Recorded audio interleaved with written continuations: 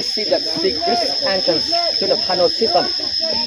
During the wartime takeoff, they use this entrance in or out of tunnel when they move. Before moving, yeah, they have to camouflage everything like it. They when they move down underground, on the ground as normal. During the wartime takeoff, they use this entrance in or out of tunnel. But at that time, the entrance smaller. So now they make it bigger and higher for you to try. And when you try, it's very easy.